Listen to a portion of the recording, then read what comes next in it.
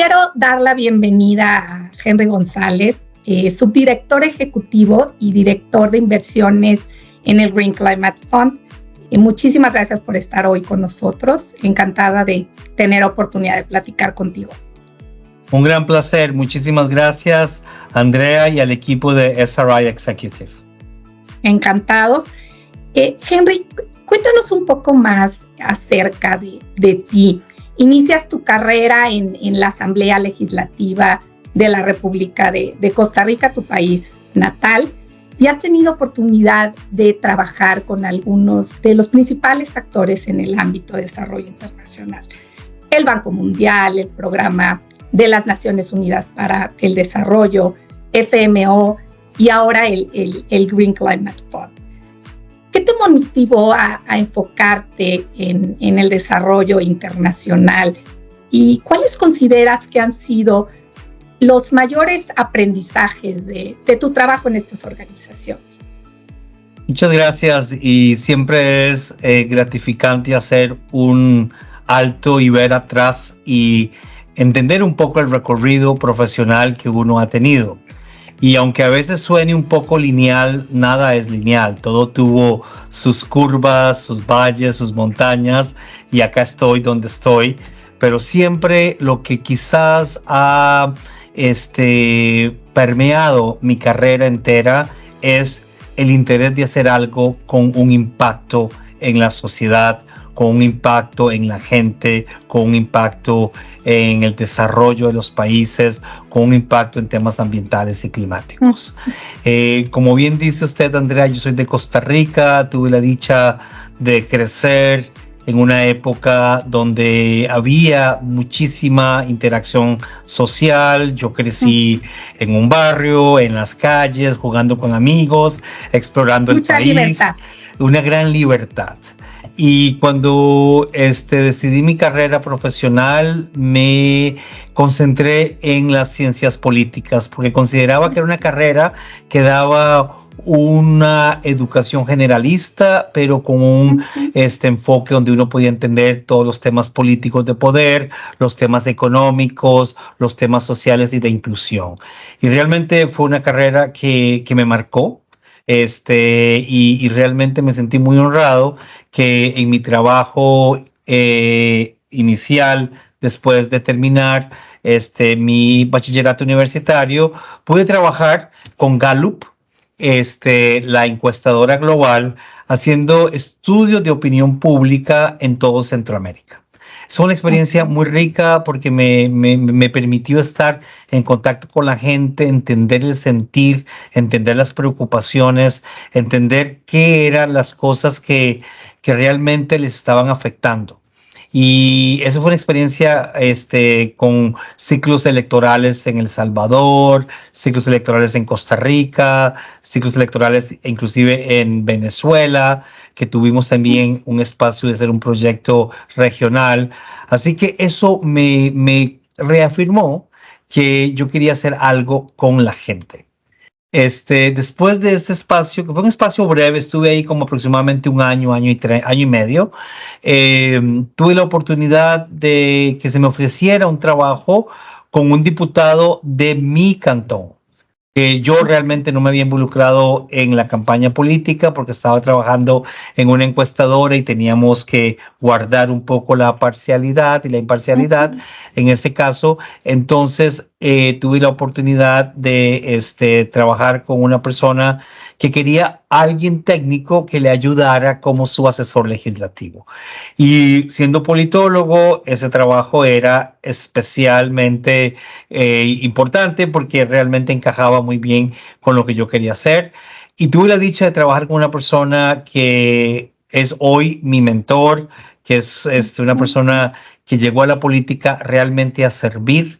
Era una persona que venía del sector privado, un agrónomo que se había dedicado mucho al tema del campo y representó 3 cantones en San José, que eran cantones quizás semirurales y también unos cantones urbanos, con algunos problemas sociales. Y con él tuve la dicha de trabajar 4 años, 2 años cuando él fue diputado en la Asamblea y luego el presidente de la República le pidió ser ministro de Agricultura y me llevó como su jefe de despacho. Esa experiencia de política pública me marcó hasta hoy. Realmente quizás de mis mejores experiencias laborales, de ver que uno puede tener una influencia positiva en un proyecto de ley, que uno puede llegar a sentarse en una mesa de negociaciones con los campesinos, con los productores, con los industriales y buscar un término medio para llegar a buscar soluciones a los países que en nuestro caso, como en América Latina somos, la agricultura es muy importante. Entonces, es una experiencia de verdad que muy aleccionadora. Luego tuve la dicha de tener una beca y que me permitió hacer mis estudios de posgrado en Estados Unidos y tuve la dicha de ir a la escuela Kennedy, la Universidad de Harvard, y ahí me enfoqué en temas de administración pública, pero con un énfasis en desarrollo internacional. Y por eso es que después tuve el chance en los 4 años siguientes a mi graduación en trabajar para el Banco Mundial en Washington y para el Programa de Naciones Unidas para el Desarrollo en Costa Rica. Esa experiencia de llevar el tema de desarrollo a un nivel internacional me permite ver realidades distintas. En el caso del Banco Mundial, yo trabajé en temas de gobernanza y modernización del Estado. Me tocó trabajar en proyectos en Ecuador, en Honduras, en El Salvador, en Chile, en Argentina, y realmente me amplía mucho. Y luego logré trabajar para el Programa de Naciones Unidas para el Desarrollo en Costa Rica. Tuve el chance de ver un organismo, digamos, en la sede, como fue el Banco Mundial, y luego salió un organismo en el campo, como fue el PNUD, y ahí me tocó en Costa Rica ampliar la parte sectorial. ¿Por qué? Porque yo como director de programas veía temas en tecnología y desarrollo, temas en ambiente y desarrollo, temas en disminución de la pobreza y temas de gobernanza. Entonces fue una experiencia riquísima. En ese periodo me casé, mi esposa también había sido becada con el programa Fulbright en Estados Unidos y después de unos años nos mudamos a Londres para que ella hiciera un posgrado. Y ahí yo decido hacer un cambio en mi carrera y decidí hacer un posgrado en negocios, un MBA en la Universidad de Oxford, con el auspicio de la Fundación Skoll, que me permitió una beca, porque ellos querían traer gente del sector público o del sector social para que tuviera una formación del sector privado para ver cómo se buscaban más sinergias entre ambos sectores, entre lo público y lo privado. Y eso fue una oportunidad, digamos, de recalibrar mi carrera, ¿no? Me dio una oportunidad de aprender cosas que realmente nunca había estado expuesto en temas de finanzas, de contabilidad. Tuve mi curva de aprendizaje porque ya yo lo hice con una experiencia laboral importante de unos 10 años, así que fue realmente una oportunidad rica de refrescar conocimientos. Y ahí es donde hago un cambio que se liga bastante a lo que hago hoy y es donde decido irme por el sector financiero, siempre tratando de buscar ese vínculo entre el impacto social o ambiental y el sector financiero. Entonces, comencé trabajando en Morgan Stanley, que es un banco de inversión estadounidense. Comencé trabajando en la oficina de Londres, luego trabajé en la oficina de Nueva York y terminé en la oficina de París. Pero hice cosas, los primeros 2 años hice el trabajo normal de un associate de banca de inversión, pero luego yo comencé a hablar en el banco y comencé como a ser el campeón, aunque era un poco junior, me lancé a sacar temas sobre microfinanzas, microcrédito, finanzas sostenibles, y el banco se interesó y hicimos varias transacciones en temas de bonos. Hicimos una emisión de bono para un fondo de microfinanzas. Hicimos una segunda inversión de bono también para ese mismo fondo, pero con una estructura más, digamos, más grande, la emisión y la estructura más compleja. Luego hicimos también una compra-venta de una microfinanciera en el Perú, y eso realmente fue el génesis de lo que hoy en Morgan Stanley es la unidad de financiamiento sostenible. Así que ahí estuve 6 años, viví la crisis del 2008 cuando los bancos y toda la crisis que se dio en el sector inmobiliario en Estados Unidos llegó a crear grandes, digamos, tensiones en el mercado global financiero, pero yo logré quedarme afianzado en Morgan Stanley, trabajaba también en otros temas de inversiones en mercados emergentes y demás. Ya para el 2011, el tema de Impact Investing o inversiones de impacto se había desarrollado, y estando en París, y ahí nació mi primer hijo y decidimos quedarnos un rato en Francia, se dio la oportunidad de trabajar para una firma de inversiones que se enfocaba 100% en temas de impacto, que se llama Responsibility Investments, y en Responsibility trabajé otros 5 años como director global de investigaciones y asesoría.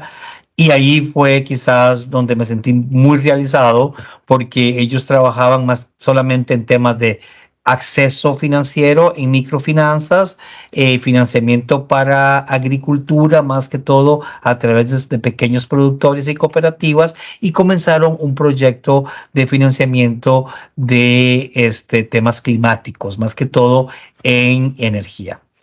Ahí fue una experiencia riquísima. La oficina central estaba en Zúrich. Yo trabajaba desde el despacho de París y lograba hacer un viaje bastante frecuente. Ahí comencé a involucrarme en entidades globales. Fui parte representando a Responsibility del Global Impact Investment Network, GIN, que es una, digamos, la asociación de todos los temas de inversiones de impacto. Y fue una experiencia riquísima. Por temas familiares y personales, yo quería quedarme en París, y el crecimiento en Responsibility se iba a dar más desde la oficina central en Zúrich, y en el 2017 yo decido cerrar ese ciclo con Responsibility y decidí meterme en temas académicos, porque yo como que me comencé a sentir muy interesado en ver un poco cuáles eran los retos de este sector de inversiones de impacto. Tuve la dicha que la Universidad de Oxford me nombró como Associate Fellow y dirigí varios programas de educación ejecutiva, trabajando con bancos globales que querían integrar los temas de ambiente, social y gobernabilidad, además de impacto, el famoso ESG, además de temas de impacto. Y en un periodo de 4 años que trabajé en esta parte académica, también hice asesorías específicas con el Banco Mundial, con FMO y con el AID. Y después trabajé en unas juntas directivas, una junta directiva de una fundación en Nueva York y una junta directiva de un fondo de fintech en Estados Unidos. Esa experiencia de tener una carrera de portafolio, que así le llaman ahora, un portfolio career, fue muy enriquecedora. Me tocó previo y durante el COVID, así que también me ayudó mucho porque ya tenía esa flexibilidad.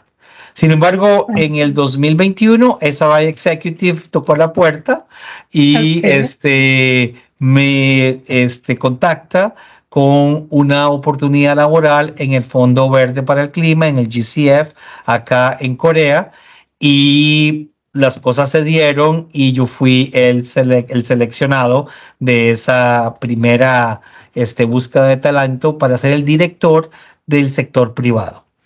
Y para mí eso era una oportunidad como de cerrar el círculo, ¿no? Porque el Fondo Verde es un fondo que tiene capital público, pero que trabaja con el sector privado, que realmente es uno de los principales proveedores de capital a largo plazo, de capital catalizador, y por ende, tomé el reto. A los 6 meses me dan la oportunidad de presentarme para un concurso para ser el director adjunto o el subdirector ejecutivo y director general de inversiones, lo cual SRI otra vez manejó la búsqueda, y yo tuve la dicha de ser seleccionado en esa segunda fase. Y el año pasado me tocó inclusive durante 4 meses ser el director ejecutivo ad interim en la transición de liderazgo que vivió el fondo. Y ya en este momento me encuentro enfocado en mi rol más que todo como Chief Investment Officer y sigo también con el rol de subdirector, pero en este momento estamos realmente tratando de tener más ambición en el financiamiento climático, de ser más eficiente como fondo, de ayudar a que los países accedan al capital de una manera más eficiente, más rápida y con mayor impacto. Así que esa es mi carrera hasta hoy.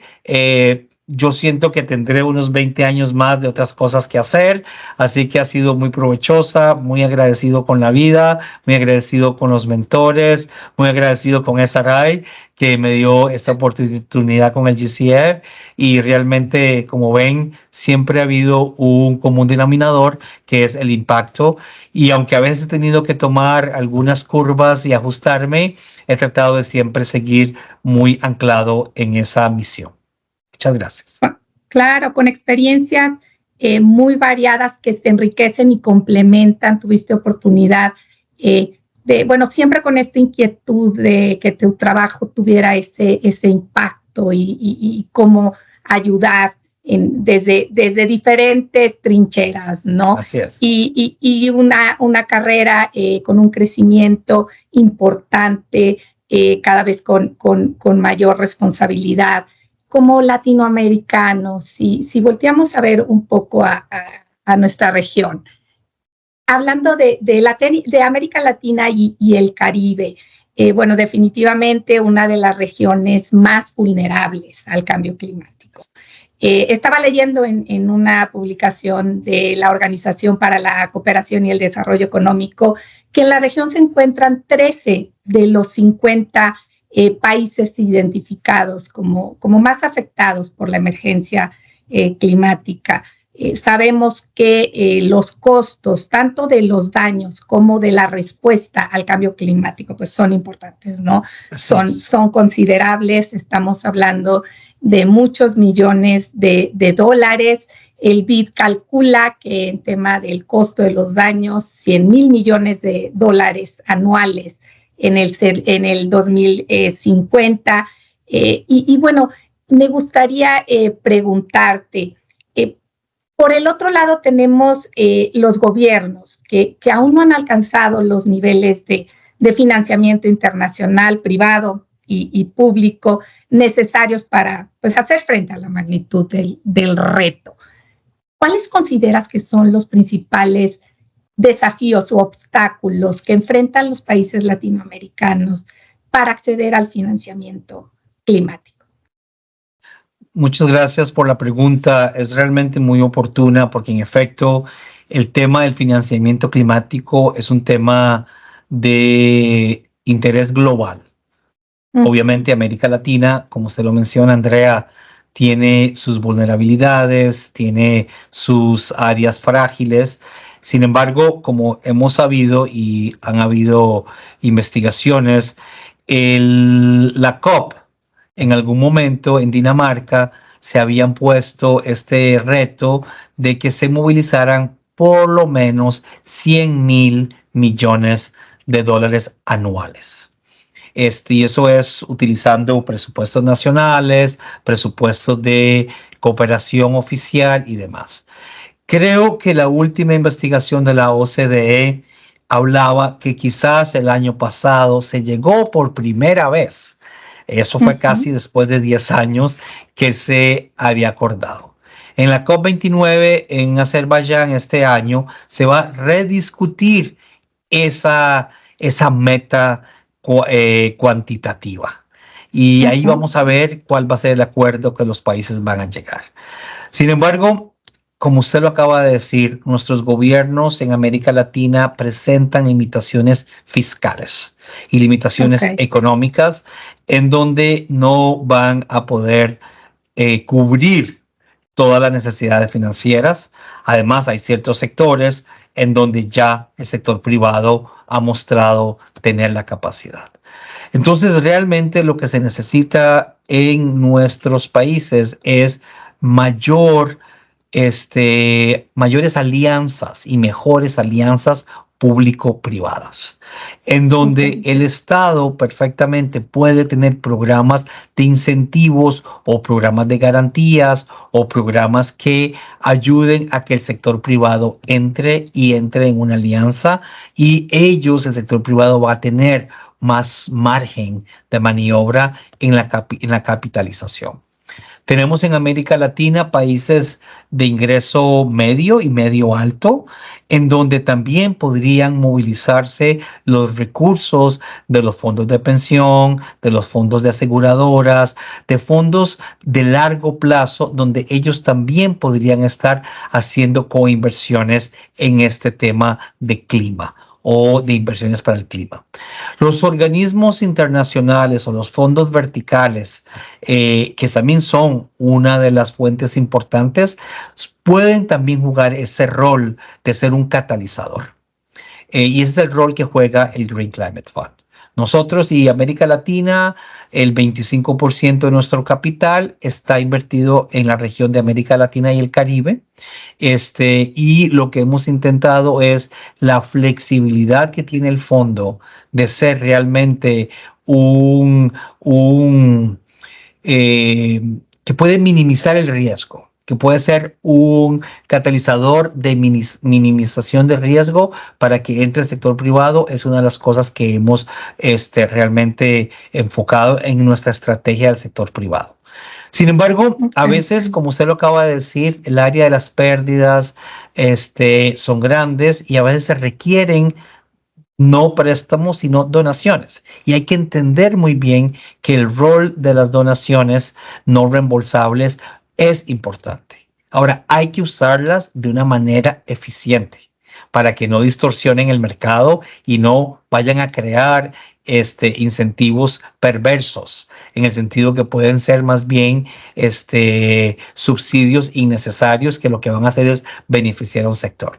Pero si podemos utilizar las donaciones no reembolsables de una manera inteligente para poder ayudar en temas de policy, se puede ayudar en temas o políticas públicas, que podemos ayudar también en temas de cómo quitamos las potenciales barreras que pueden tal vez evitar que entre más capital internacional o más capital del sector privado a ciertas inversiones en infraestructura energética o en temas de soluciones naturales para el clima, etcétera. Eso yo creo que eso nos tenemos que enfocar.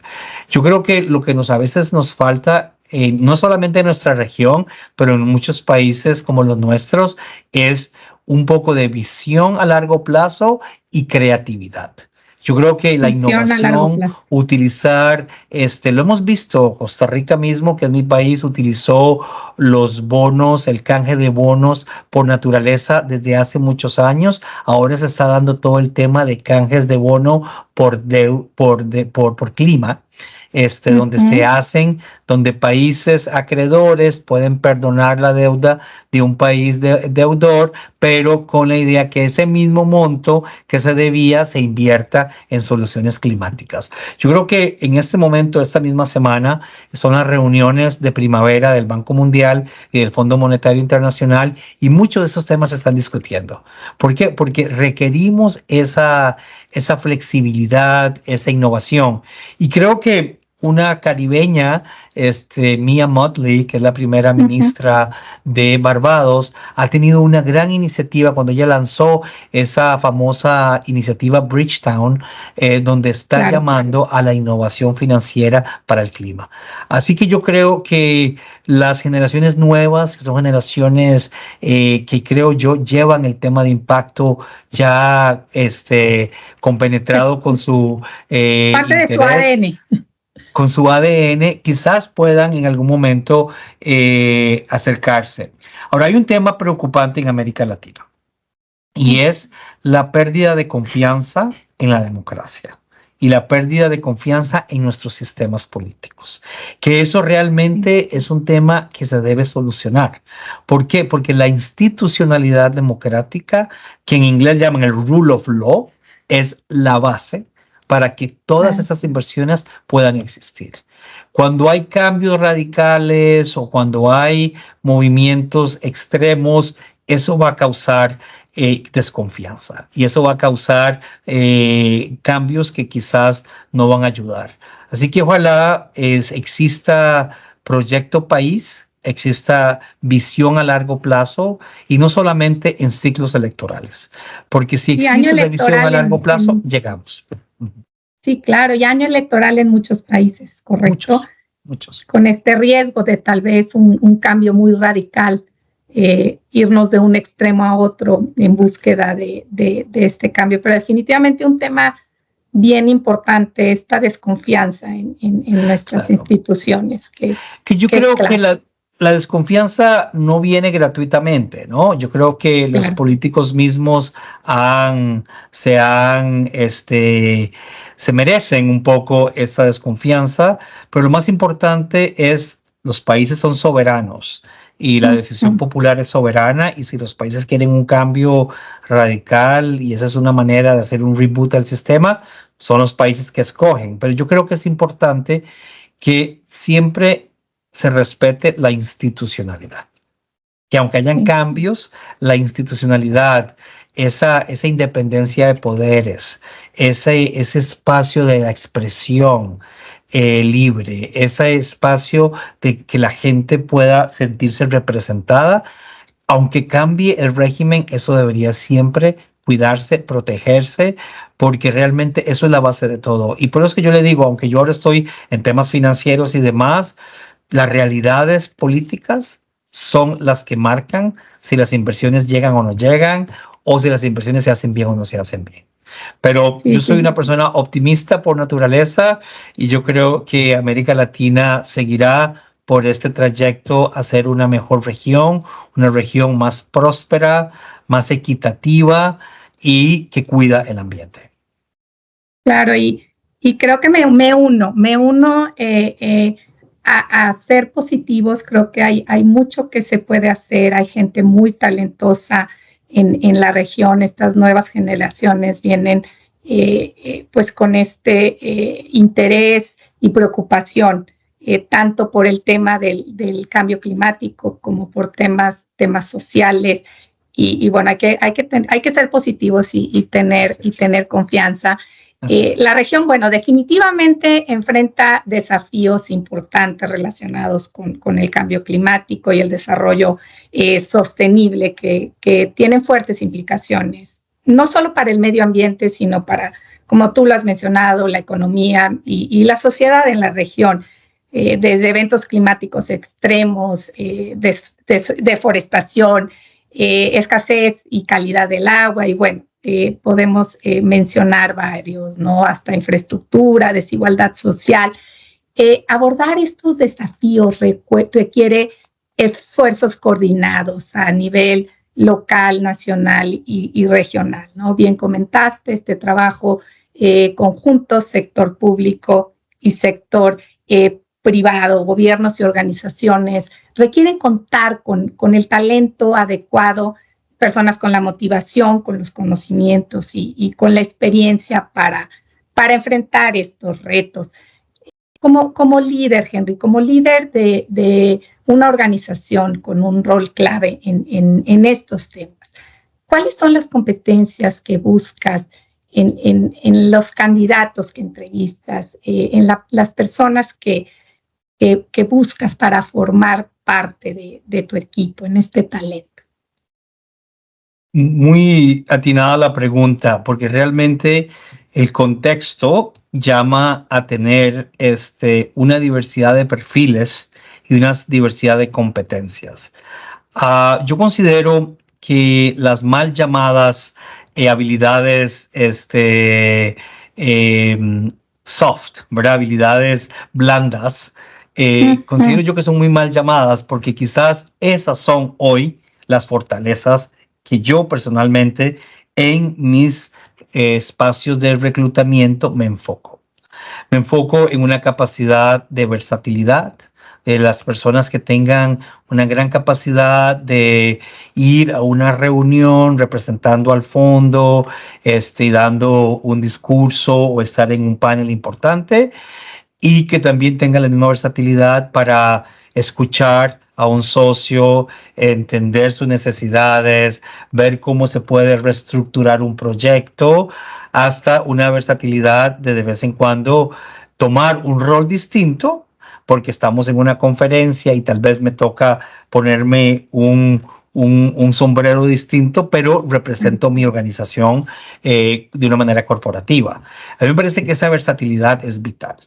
Es el talento que tiene la gran destreza de acoplarse, de entender las realidades, digamos, distintas que se dan en un país de América Latina, como se pueden dar en un país de un contribuyente en Europa. Eso es muy importante. Entonces, el número uno es versatilidad. La segunda es capacidad de hacer crecer a los equipos. Acá la gestión del talento es algo muy importante, porque la retención del talento realmente es una buena inversión. Acá, con firmas como SRI u otras, uno puede atraer un buen talento, pero luego es la organización la que le ayuda a que ese talento crezca y que ese talento se desarrolle. Y yo creo que a todo nivel, acá no solamente estoy hablando de un nivel gerencial, siempre es importante saber cómo uno es parte, es un buen mentor de sus colegas.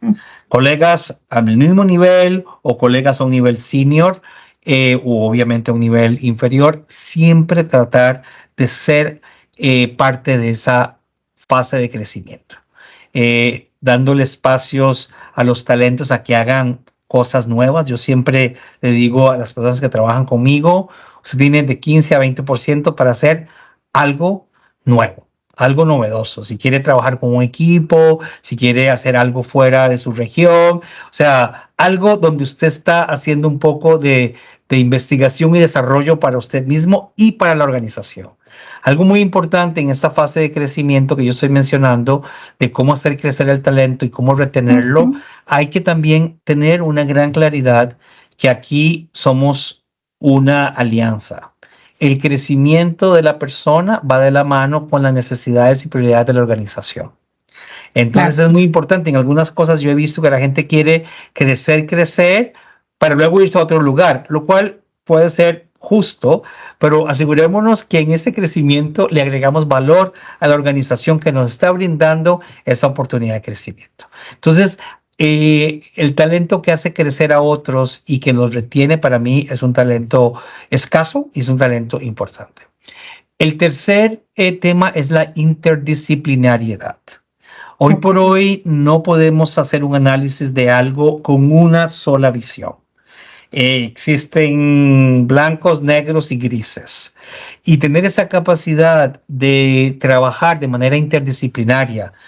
No pretendemos que la gente sea un experto en todo. Más bien, que la gente tenga su área de expertise, pero que luego sepa cómo buscar que otras personas con mayor o menor conocimiento sean parte. ¿Cómo integramos esos conocimientos? ¿Cómo creamos equipos interdisciplinarios donde haya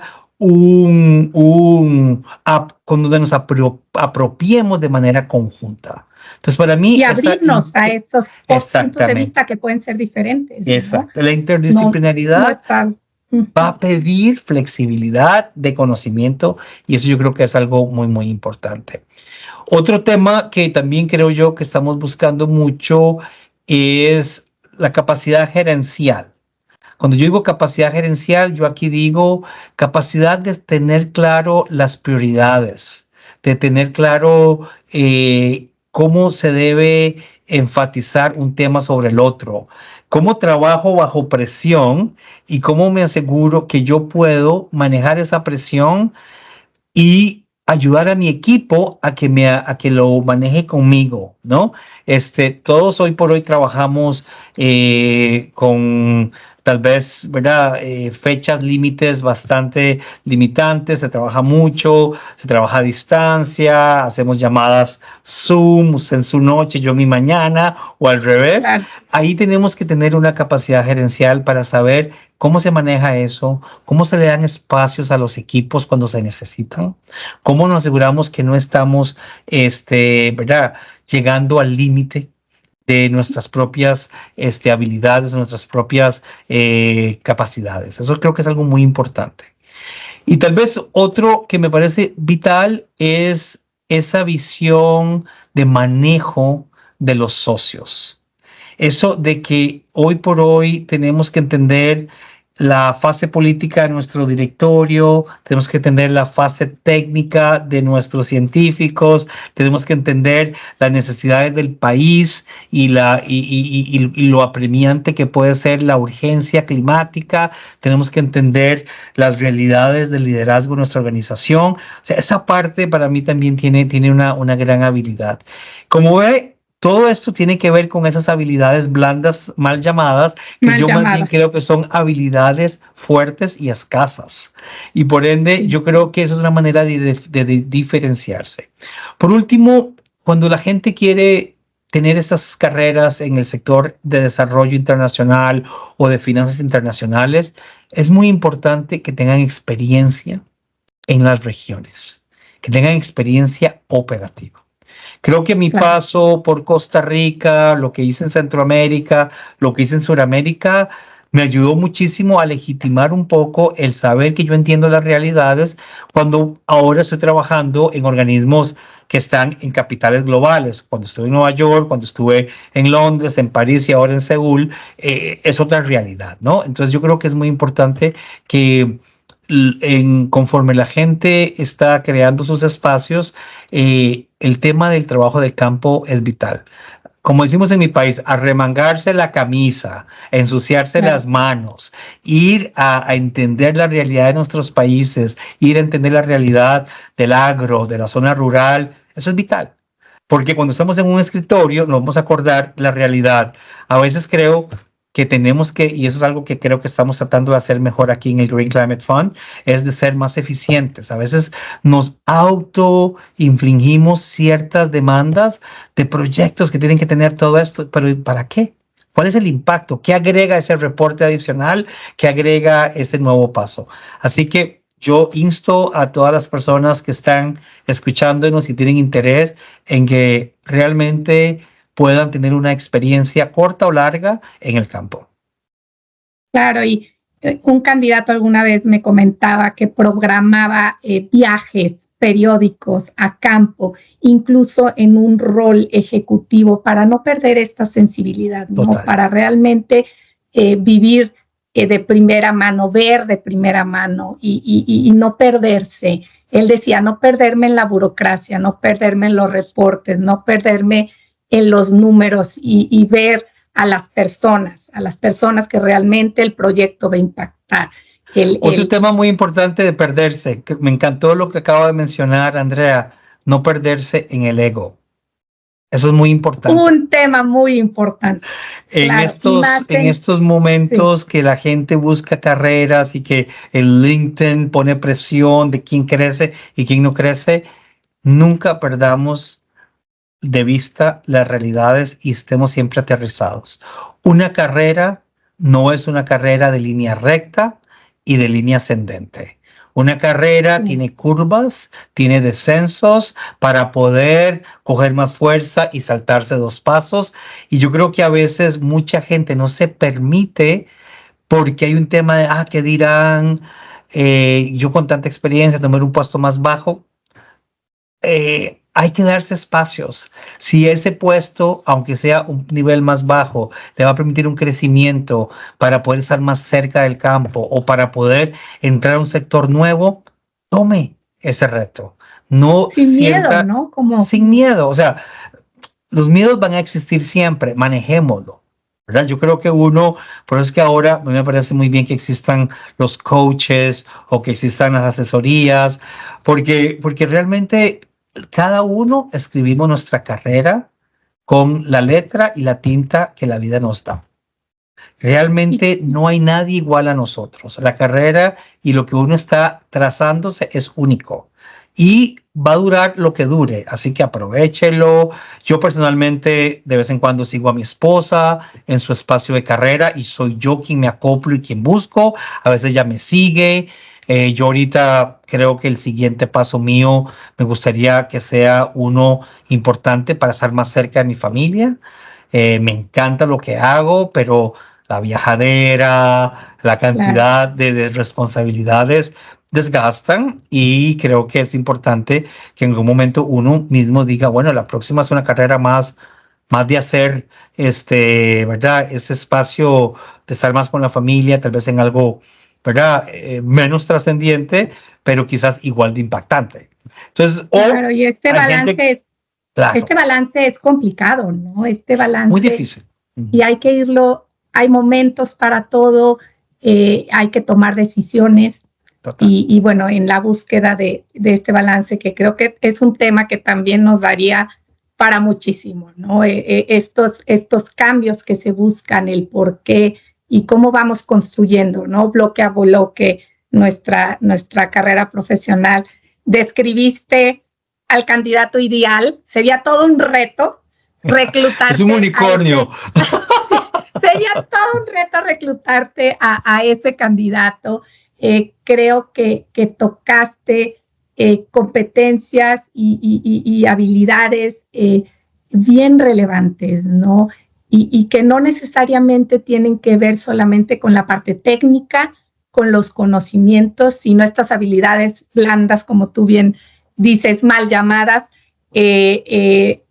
como también la organización busca o debe buscar desarrollarlas para a su vez ir creciendo en tema del talento y de los coaches, ¿no? Que se van a tener a nivel interno para poder desarrollar estas habilidades. Muchas gracias y estoy segura que vas a encontrar ese balance y todo va llegando en su momento, ¿no? Así es. Por otro lado, América Latina es una región bellísima, riquísima en recursos naturales, con retos importantes como los que hemos mencionado, pero tenemos una gran diversidad de ecosistemas marinos y terrestres. Es una de las regiones más biodiversas del mundo. Y lo que ocurre en América Latina impacta la seguridad medioambiental global, ¿no? Estamos hablando de que poseemos el 46.5% de la superficie forestal, 2 de los 3 mayores arrecifes de coral, 60% de la vida terrestre. Bueno, es una región en tema de recursos naturales riquísima, ¿no? La selva amazónica, simplemente, ¿no? Desempeña un papel vital como regulador de los patrones climáticos globales. Viendo hacia adelante en tu rol actual, con todo el conocimiento e información que tienes y el trabajo que se está haciendo, ¿cuáles consideras que deberían ser las prioridades en tema de desarrollo sustentable, en tema de cambio climático para América Latina? Excelente pregunta. Y también cuando estaba describiendo la región me transporté. Yo he tenido la dicha de estar casi en todos los países de América Latina y me transporté al Amazonas, al desierto del Atacama, a las riquezas de Cusco, a las riquezas del Caribe con sus playas, a mi propio país y mis vecinos en Centroamérica. Realmente lo describiste de una manera muy clara. Esa riqueza natural es una riqueza que debe de guardarse como un tesoro. Y es una riqueza que yo creo que el desarrollo no debería de hacerse en detrimento de esa riqueza natural. Entonces, esa gran pregunta, ese gran reto es cómo logramos manejar el crecimiento poblacional, cómo los efectos del cambio climático, que algunos son exógenos a nuestra realidad, porque globalmente hay impactos, ¿verdad? Desde los glaciales hasta muchas cosas, ¿cómo nos aseguramos que buscamos ese equilibrio? Y yo creo que además somos países también que tenemos recursos minerales muy ricos, algunos países, no todos. Entonces a mí me parece que es importante que estemos hablando de la decarbonización industrial. ¿Cómo podemos asegurarnos que las industrias sigan siendo un motor de crecimiento económico, pero cómo nos aseguramos que las cadenas de valor puedan ser más verdes? ¿Cómo podemos asegurarnos que existan, ¿verdad?, metas claras de decarbonización? Las famosas metas a cero, ¿no? Pero si no es a cero, a lo que sea, pero manejémoslo de una manera responsable. Los temas de minería. ¿Qué otras cosas podemos hacer en minería que con la tecnología podemos impactar menos al ambiente? ¿Qué tecnologías deberíamos de desarrollar para que ayuden en todo este tema de secuestración de dióxido de carbono y demás? Entonces yo lo que creo es que el reto es buscar ese equilibrio, buscar un equilibrio. Y el equilibrio, Andrea, nace de los ciudadanos mismos. Existe a veces un paternalismo que está anclado del pasado, donde el Estado o los externos deciden por uno. No, quienes decidimos por nosotros somos nosotros mismos. Ser consumidores más conscientes, ser consumidores más exigentes, buscar opciones de la economía circular. ¿Cómo reusamos? ¿Cómo reutilizamos? Tenemos, lamentablemente, estamos bombardeados por los medios de comunicación y por las redes sociales a un consumo sin límite. Y ese consumo sin límite no nos va a llevar a ningún lado. Entonces yo creo que crear ciudadanos con demanda responsable y crear sector público y sector privado con una oferta también responsable y tener un contrato social equilibrado donde podamos tener desarrollo económico, paz social, tengamos también equidad y justicia climática, además del desarrollo, sería ideal, ¿no? Entonces, eso para mí es un arte y pocos países lo están haciendo bien. Creo que algunos países tienen intentos y están dando pasos, pero a mí me parece que la ambición puede ser más grande.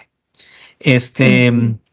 Creo que requerimos una nueva manera de organizarnos como sociedad, en donde es muy interesante. Costa Rica es una de las regiones donde los partidos verdes no han surgido como han surgido en otras regiones, que se han convertido en, digamos, espacios neutrales para que haya un balance de poder. En América Latina eso yo no lo he visto todavía.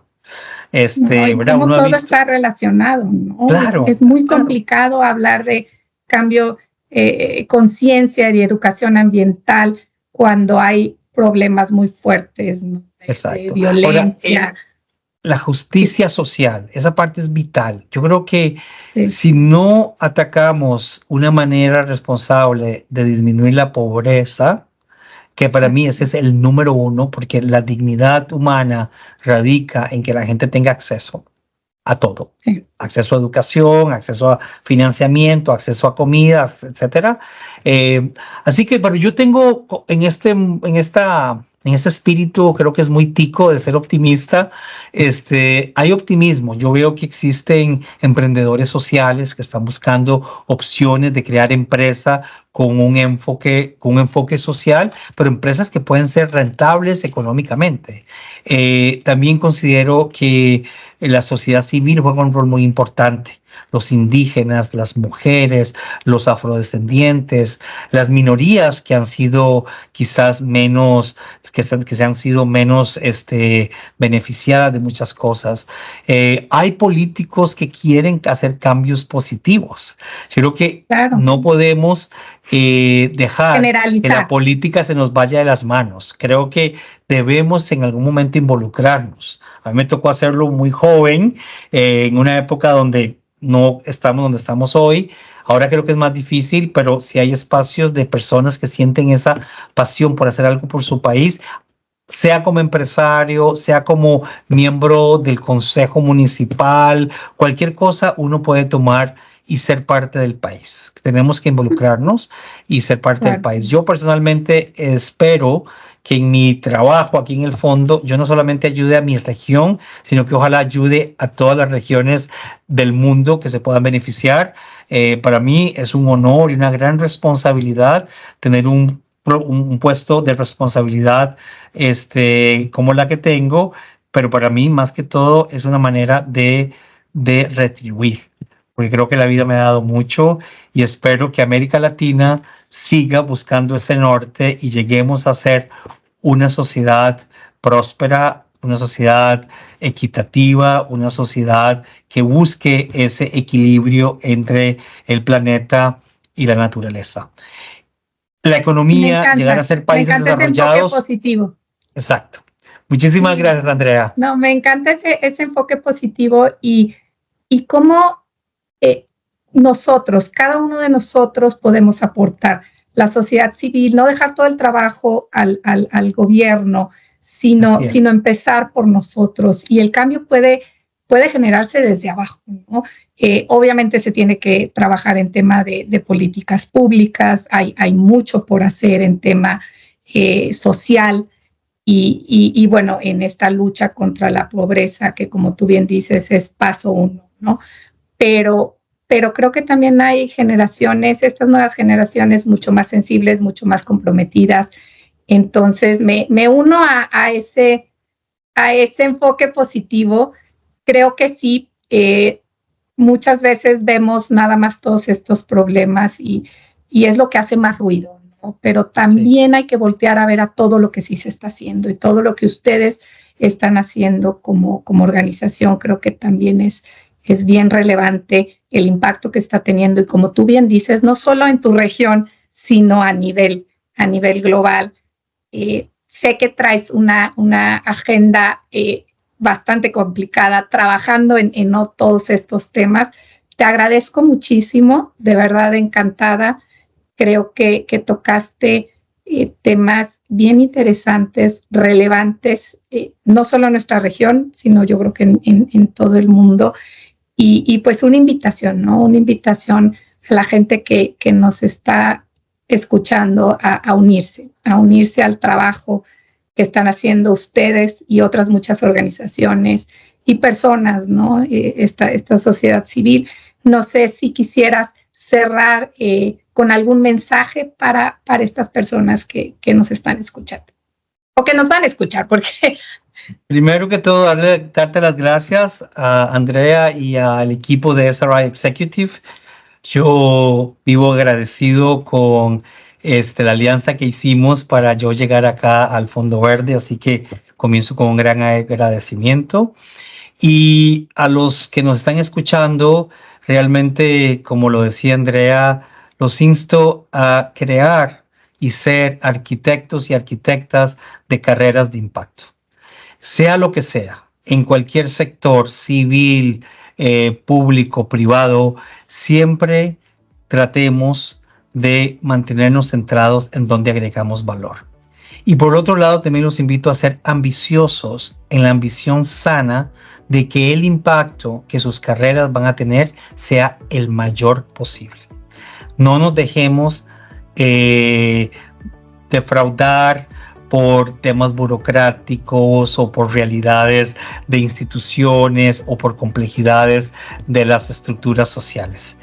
Hay que seguir empujando, hay que seguir adelante y lo más importante es saber que el día de mañana terminamos nuestras carreras y sabemos que algún grano de arena dejamos para construir un mundo mejor para nuestros hijos, nuestros nietos y las generaciones futuras.